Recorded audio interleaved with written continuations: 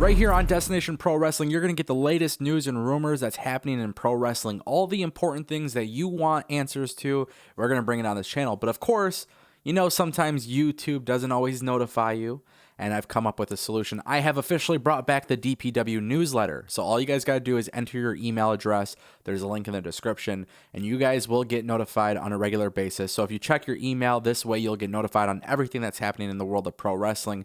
And most importantly, guys, I'm not going to spam you. You know, newsletters could get annoying, emails, constantly getting junk, you know, that kind of thing. We're not into that. So if you guys are interested, you don't want to be spammed, and you guys want the option to unsubscribe at any time on the newsletter, you will have that option as well. Check out the link in the description. This way you guys will get all of your news and rumors that you guys want, just in case YouTube doesn't notify you.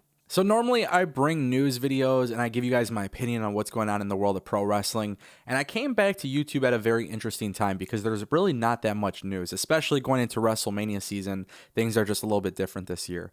But what's very interesting to me was something I noticed on AEW Dynamite, and I did take to Twitter with some hot takes, and some people agree, some people disagree, but nonetheless, people have an opinion that is very different from mine, and I'm very curious to know what you guys think. So this is definitely one of those videos where I want you guys to drop your comments down below and let me know what you genuinely think.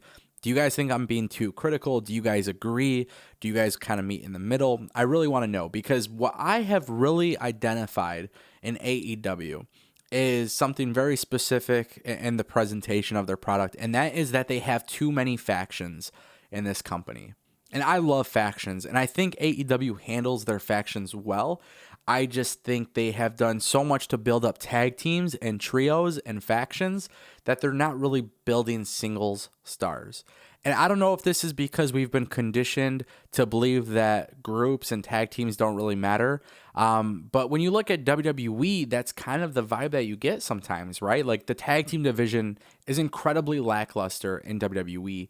And you could even say that is the case in Impact Wrestling. The tag team division isn't too hot. But of course, ever since AEW came to TNT, it was very, very, very clear that this company has a huge focus on tag team wrestling. So of course, we have seen tons of different tag teams and trios.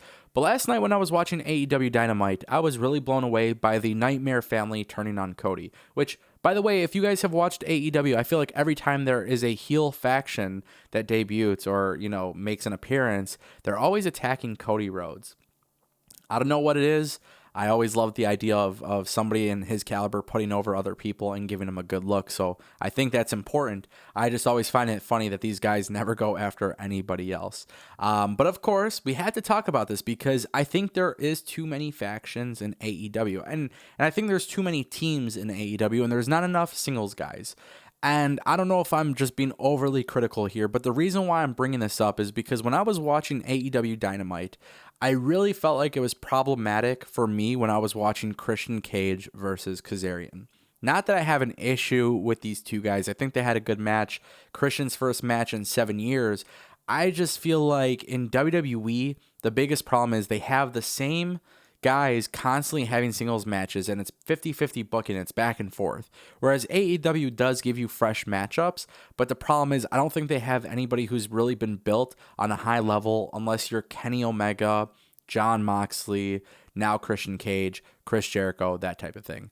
I feel like there's a very, very limited selection of people that are actually singles and solo guys. And the reason why I also make note of this is because I have been very, very critical on Miro and how he has been booked in AEW. I really was a huge fan of Rusev in WWE, and I think he's completely transformed his look. I just really can't get behind this gimmick that he has in AEW. So this is somebody that I feel could be at the top of the card as a singles guy, and I'm just not really into the whole best friends and brother, Kip and Miro. I was gonna say brother Nero because it was always a joke, but you guys know whatever. Anyways, my point that I'm trying to make is like the idea of best friends feuding with, Kip Sabian, Penelope Ford, and Rusev. Like, it makes sense. The storyline's cool. The match is great. I'm all for it.